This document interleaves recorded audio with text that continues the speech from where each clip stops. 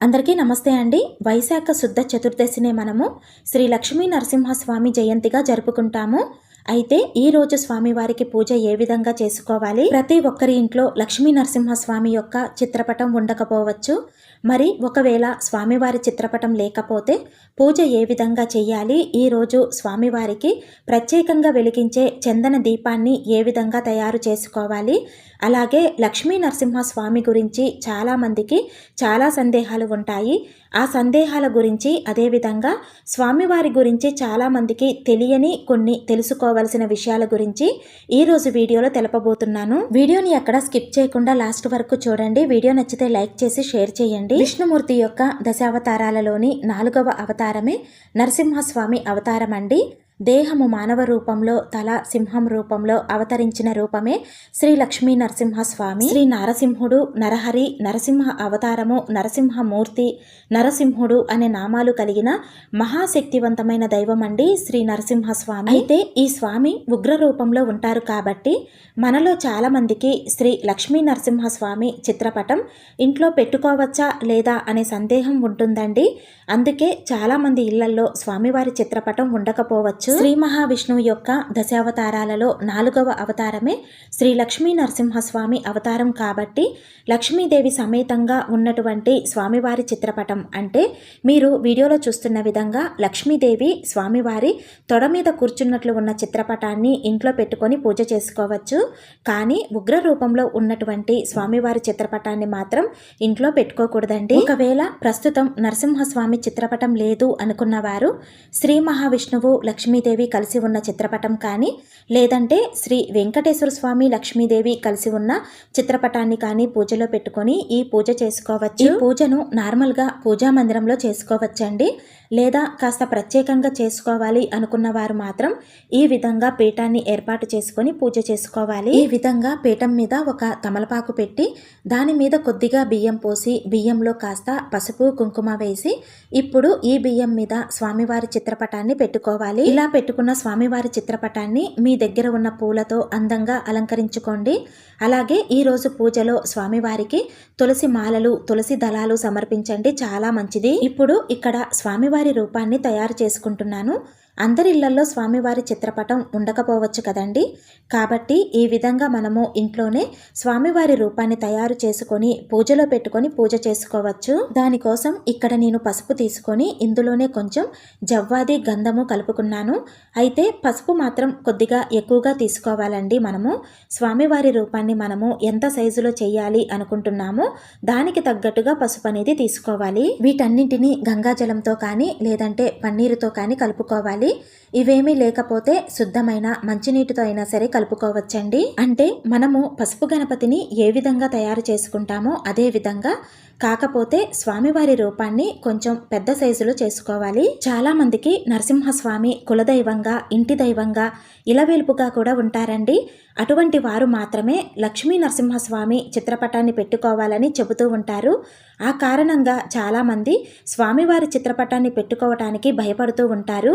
కానీ శాంతరూపంగా లక్ష్మీ సమేతంగా ఉన్న లక్ష్మీ నరసింహస్వామి చిత్రపటాన్ని ఇంట్లో పెట్టుకొని పూజ చేసుకోవచ్చండి. ఎలా అయితే నరసింహస్వామి వారు గుడిలో మనకు దర్శనం ఇస్తారో అదే రూపంలో ఇంట్లో కూడా మనము ఈ విధంగా తయారు చేసుకోవచ్చు. స్వామివారి చిత్రపటం లేనివారు అంటే చాలా మంది స్వామివారి చిత్రపటాన్ని ఇంట్లో పెట్టుకోవటానికి భయపడతారు కదండి. అటువంటి వారు ఈ విధంగా స్వామివారి రూపాన్ని తయారు చేసుకొని కూడా ఈ పూజ చేసుకోవచ్చు. ఈ విధంగా తయారు చేసుకున్న స్వామివారి రూపానికి చక్కగా నామాన్ని గీసుకోవాలి. అయితే మనము వైశాఖ శుద్ధ చతుర్దశి రోజున నరసింహస్వామి జయంతిని జరుపుకుంటామండి.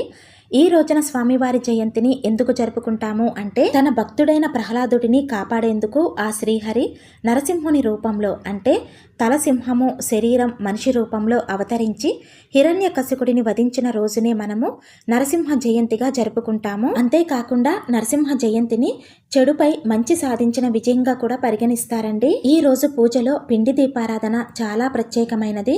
అందులోనూ చందన దీపారాధన ఇంకా ముఖ్యమైనదండి. శ్రీ లక్ష్మీ నరసింహస్వామి వారు అహోబిలం క్షేత్రంలో నవ నారసింహులుగా కొలువై ఉన్నారు. జ్వాలా నారసింహుడు, అహోబిల నారసింహుడు, మాలోల అంటే లక్ష్మీ నారసింహుడు, వరాహ నారసింహుడు, కారంజ నారసింహుడు, భార్గవ, యోగానంద, ఛత్రవట, పావన ఇవన్నీ కూడా స్వామివారి యొక్క ముఖ్యమైన నవనారసింహ రూపాలండి. ఆ నవనారసింహుల రూపాన్ని నవజ్యోతుల రూపంలో మనము ఇంట్లో కొలుచుకుంటే చాలా మంచిది. కాబట్టి ఈ రోజు పూజలో స్వామివారికి 9 దీపాలతో దీపారాధన చేస్తే చాలా మంచిదండి. ఒకవేళ 9 పిండి ప్రమిదలు చేయలేకపోతే వీడియోలో చూపిస్తున్న విధంగా ఒక చందన దీపాన్ని తయారు చేసుకొని ఆ దీపంలో 9 వత్తులను ఒక వత్తిగా చేసి దీపారాధన చేసుకోవచ్చు. ఇక్కడ నేను చందన దీపాన్ని తయారు చేస్తున్నాను. దానికోసం ఒక ప్లేటులో కొద్దిగా వరిపిండి తీసుకున్నాను. మనకు ప్రమిద సైజు ఎంత కావాలో దానిని బట్టి వరిపిండి తీసుకోవాలి. ఈ వరిపిండిలో కొద్దిగా చందనము, జవ్వాది వేసుకొని పచ్చి పాలతో ఈ విధంగా పిండిని కలుపుకోవాలి. పిండి మరీ పలచగా అవ్వకుండా పాలను కొద్ది కొద్దిగా పోసుకుంటూ కలుపుకొని ఒక ప్రమిదలాగా చేసుకోవాలి. ఈ విధంగా చందన ప్రమిదను చేసుకున్న తర్వాత ఈ ప్రమిద కొద్దిగా ఆరే వరకు పక్కన పెట్టుకొని ఇప్పుడు ఈ ప్రమిదలో పెట్టడానికి వత్తిని తయారు చేస్తున్నాను. ఈ రోజు స్వామివారికి ఎర్రటి వత్తులతో దీపారాధన చేస్తే మంచిది. మీ దగ్గర ఎర్రటి వత్తులు ఉంటే ఆ వత్తులతో దీపారాధన చేసుకోవచ్చండి. ఒకవేళ ఎర్రటి వత్తులు లేకపోతే ఈ విధంగా ఒక గిన్నెలో కొంచెం నువ్వుల నూనె కానీ ఆవు నెయ్యి కానీ తీసుకొని దానిలో కొంచెం కుంకుమ కలుపుకోవాలి. ఇక్కడ నేను 9 వత్తులను ఒక వత్తిగా చేస్తున్నాను. అందుకనే ఈ విధంగా 9 వత్తులను తీసుకొని ఒక వత్తిగా చేసి ఈ కుంకుమ కలిపిన నూనెలో ఉంచి నానపెడుతున్నాను. ఇక ఇప్పుడు చందన దీపానికి కూడా నామాలు వేస్తున్నాను. మన హిందూ సాంప్రదాయంలో ముఖ్యంగా విష్ణు ఆరాధనలో, శ్రీ వెంకటేశ్వర స్వామి ఆరాధనలో పిండి దీపారాధనకు చాలా ప్రత్యేకత ఉంటుందండి. అందులోనూ ఈ వైశాఖ మాసంలో స్వామివారికి పిండి దీపారాధన చేయటం వలన విశేషమైన ఫలితాలు కలుగుతాయి. ఈ విధంగా అన్నీ సిద్ధం చేసుకున్న తరువాత స్వామివారిని పెట్టడానికి ఈ విధంగా ఒక తమలపాకు వేసి స్వామివారి రూపాన్ని పెట్టి పూలతో అలంకరిస్తున్నాను. అయితే స్వామివారు వైశాఖ మాసంలో చతుర్దశి తిథి రోజున సాయంత్రం సమయంలో అంటే సూర్యాస్తమయం సమయంలో ఆవిర్భవించారు కాబట్టి మనము స్వామివారి పూజను సాయంత్రం సమయంలో చేస్తే చాలా మంచిది. ఈ పవిత్రమైన రోజున నరసింహస్వామి యొక్క ఉపవాస దీక్షను ఆచరించి స్వామివారిని పూజించటం వలన సుఖ సంతోషాలు, శ్రేయస్సు, అలాగే మనోధైర్యము, ఆత్మవిశ్వాసము అనేవి కలుగుతాయి. ఇక మనము ఏ పూజ ప్రారంభించినా మొదటిగా పసుపు గణపతికి పూజ చేసుకోవాలి కదా. గణపతి పూజ కోసం పసుపుతో చిన్న గణపతిని చేసుకొని పెట్టుకోవాలి. ముందుగా దీపారాధన చేసుకొని పసుపు గణపతిని ఆరాధించుకొని అంటే పసుపు గణపతికి అక్షతలు, పసుపు, కుంకుమ సమర్పించి పుష్పం, గంధం, ధూపం, దీపం, నైవేద్యం అంటే పంచోపచార పూజ చేసుకోవాలి.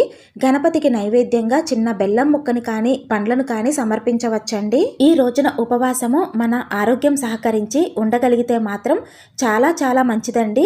కనీసం ఒక పూట భోజనం చేసి మిగిలిన పూట పాలు పండ్లు తీసుకొని ఉపవాసం ఉండగలిగితే చాలా విశేషమైన ఫలితం కూడా అండి. స్వామివారు చాలా మందికి ఇంటి దైవంగా, కులదైవంగా ఉంటారు కదండి. అటువంటి వారైనా సరే లేదంటే మనస్ఫూర్తిగా నరసింహస్వామిని ఆరాధించాలి అనుకున్న వారైనా సరే ఈ విధంగా చక్కగా స్వామివారిని ప్రతిష్ఠించుకొని షోడశోపచార పూజ చేసుకొని లక్ష్మీ సమేతంగా స్వామిని ఆవాహనం చేసుకొని ఆహ్వానిస్తున్నట్లు అర్ఘ్యపాద్యాలు ఇచ్చి ఆచమనం చేసుకొని అష్టోత్తర శతనామావళితో పూజ చేసుకోవాలి. అష్టోత్తరాలతో పూజ చేసేటప్పుడు స్వామివారికి, అమ్మవారికి పూలు కానీ, తులసి దళాలు కానీ లేదా ఎర్రటి అక్షతలు కానీ సమర్పిస్తూ పూజ చేసుకోవాలి. అంతేకాదండి, మీకు ఎటువంటి ఆర్థిక సమస్యలు ఉన్నా, అనారోగ్య సమస్యలు ఉన్నా, అలాగే కోర్టు సంబంధిత సమస్యలు కానీ, కుటుంబ సమస్యలు కానీ, మానసిక పరమైన సమస్యలు ఉన్నా, అదేవిధంగా చట్టపరమైన విషయాలలో ఎవరైతే విజయాల కోసం ఎదురు చూస్తున్నారో వారందరూ కూడా శ్రీ లక్ష్మీ నరసింహ జయంతి రోజున స్వామిని ఆరాధించటం వలన చాలా మంచి ఫలితాలు కలుగుతాయి. అష్టోత్తరాలతో పూజ చేసుకున్న తరువాత ఇప్పుడు చందన దీపాన్ని వెలిగిస్తున్నానండి. ముందుగానే ఈ దీపాన్ని వెలిగిస్తే పూజ పూర్తి అయ్యేలోపే పిండి దీపము గణనం అయిపోతుంది. అందుకని పూజ పూర్తి అయ్యే ముందు పిండి దీపాలను వెలిగించుకోవాలి. దీపాన్ని వెలిగించి దీపానికి పసుపు, కుంకుమ, అక్షతలు, పూలు సమర్పించి నమస్కారం చేసుకోవాలి. ఇక నైవేద్యంగా ఈ రోజు స్వామివారికి పానకము, వడపప్పు, పండ్లు, అలాగే కొబ్బరికాయ కొట్టగలిగితే కొబ్బరికాయ కొట్టి నైవేద్యంగా సమర్పిస్తే సరిపోతుందండి.